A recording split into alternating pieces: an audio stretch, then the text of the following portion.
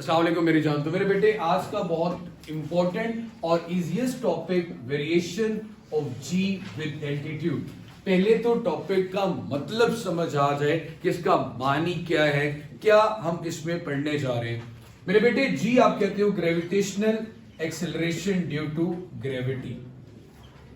अब आप सबको ये बात पता है कि यार आपको बार बार आपके टीचर ये चीज बताते हैं कि जी की वैल्यू जैसे आप जमीन से अवे जाते हो कम होती है, जमीन की तरफ आते हो तो बढ़ना शुरू हो जाती है। और on the surface of earth g की वैल्यू होती है 9.8 मीटर पर सेकेंड स्क्वायर। वेरिएशन का मतलब होता है मेरा बेटा तब्दीली, जो कि इमरान खान साहब भी नहीं ला सके, वो तब्दीली है। वेरिएशन का मतलब चेंज। इसके बाद मेरे बेटे यहां पे बात करते हैं एल्टीट्यूड की। अर्थ के सेंटर से कोई ऑब्जेक्ट कितने डिस्टेंस पे दूर चला जाता है from the surface of the earth, या from the sea level object कितने हाइट पे मौजूद है, इसे हम क्या नाम देते हैं? एल्टीट्यूड का। क्या नाम देते हैं मेरे बच्चे? एल्टीट्यूड। अब जाने मन अगेन आप कंसीडर कर लें आपके पास ये अर्थ है, ये उसका सेंटर है, यहां तक तो डिस्टेंस हो गया आपके पास रेडियस ऑफ अर्थ। चलिए आर ही क्या देता हूं आसानी के लिए। सरफेस से अगर कोई ऑब्जेक्ट जितना दूर होगा उस हाइट को आप कहोगे altitude. Height from the surface of the earth. Frame आ रहा है मेरा बेटा? अब मेरे बच्चे सपोज ये एक सैटेलाइट है जो कि मूव कर रहा है अराउंड दी अर्थ, तो हाइट भी होगा। ये तो नहीं कि भाई एक ट्रैक बनाया हुआ है इमरान खान साहब ने, पूरे सर्कुलर ट्रैक पे सैटेलाइट मूव कर रहे हैं, एंजॉय कर रहे हैं, नहीं।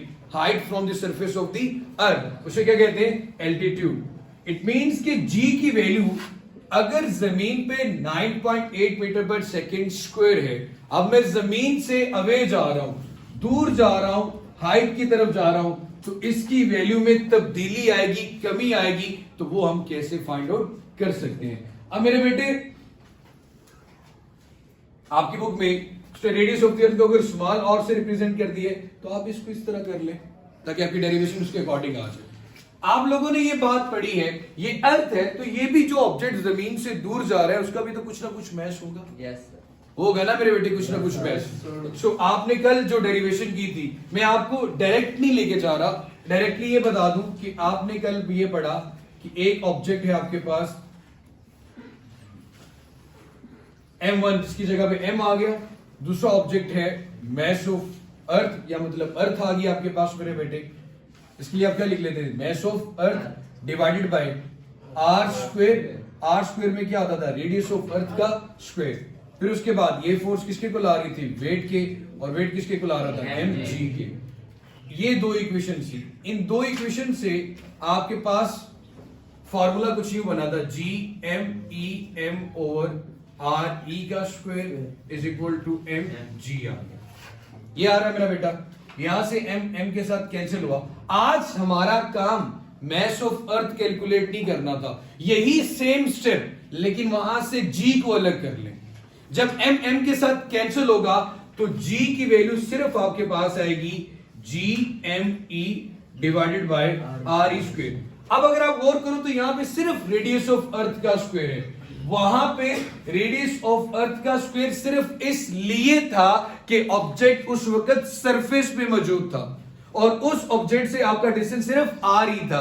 अब ऑब्जेक्ट सरफेस पे नहीं, सरफेस से दूर कहीं पे मौजूद है, तो उसमें डिस्टेंस आर ई भी आएगा और एच भी आएगा। आर ई भी आएगा और एच भी आएगा। सो आप यहां पे लिखोगे कि आपके पास यहां पे जो डिस्टेंस आ रहा है, तो वो मेरे बेटे आप उसको simply R E plus H का होल स्क्वायर। आ गया कि नहीं आ गया? अगेन मेरा बेटा आपने दो पॉइंट्स की तरह डिस्टेंस की बात करनी है ना। पहले अगर यहां तक था, सरफेस पे ऑब्जेक्ट मौजूद था, तो सरफेस पे तो वैल्यू होती है 9.8 मीटर पर सेकंड स्क्वायर। आप किसी हाइट पे चले गए हो, उस हाइट को क्या कहते हैं? एल्टीट्यूड। अब यहां से क्या चीज जाहिर हो रही है? देखो रेडियस ऑफ अर्थ का जो फैक्टर है ये तो 6400 किलोमीटर ही रहेगा। कम या ज्यादा क्या हो रही है? हाइट। अगर नीचे की तरफ आओगे तो हाइट क्या होगी? कम। ऊपर की तरफ जाओगे तो हाइट क्या होगी? ज्यादा। अगर आप इन दोनों का रिलेशन देखो, इन दोनों का रिलेशन देखो, तो आपको जी और हाइट में कौन सा रिलेशन नजर आ रहा है? इनवर्स। कौन सा रिलेशन नजर आ रहा है मेरा बेटा? इनवर्स। कि अगर आप हाइट कम करोगे तो जी की वैल्यू बढ़ जाएगी, हाइट को ज्यादा कर दोगे तो जी की वैल्यू कम हो जाएगी। फर्ज करो, मैं वैसे फर्ज कह रहा हूं, अगर ऐसा होता कि जितना रेडियस ऑफ अर्थ है उतनी ही हाइट पे ऑब्जेक्ट और ऊपर चला जाता, 6400 किलोमीटर पे चला जाता, तो ये फॉर्मूला कुछ इस तरह नहीं बन जाता? एच प्लस एच 2h आ जाता, या r प्लस r 2r आ जाता। इट मींस कि यहां पे 2 का स्क्वायर आ जाता, तो आपकी जो वैल्यू है वो 1/4 डिक्रीज कर जाएगी। जी की वैल्यू 1/4 आता ना, मतलब 4 का स्क्वायर, 4th टाइम ये जी की वैल्यू क्या हो रही है? कम हो रही है। और अगर यही distance h double of radius हो जाता तो 2 + 1 3, तो आपकी वैल्यू क्या हो जाती? 9 टाइम डिक्रीज कर जाती।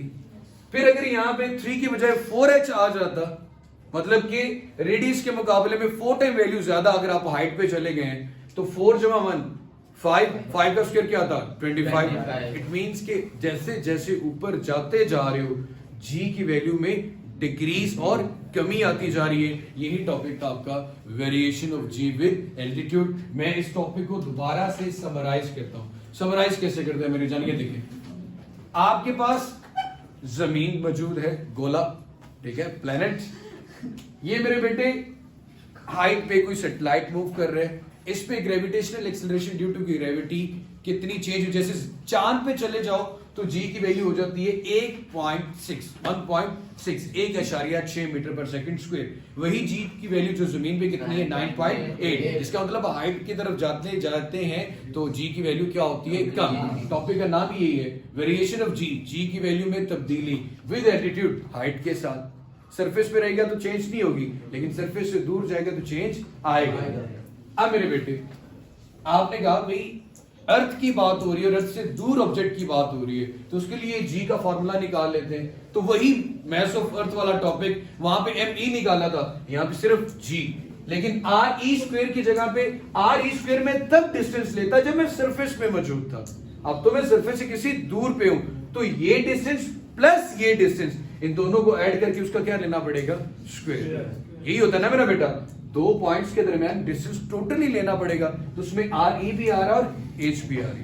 तो ये मेरा बेटा हमारा आज का टॉपिक था। खुश रहे, आबाद रहे, और बाकी लेक्चर्स देखने के लिए मेरे बेटे ऑनलाइन क्लास अटेंड करने के लिए आप रजिस्ट्रेशन भी करवा सकते हैं। डिस्क्रिप्शन में नंबर भी गिवन है, और इसके बारे में मजीद जो लेक्चर्स हैं आपको प्लेलिस्ट में जाके क्लिक करें तो आपको मिल जाएंगे।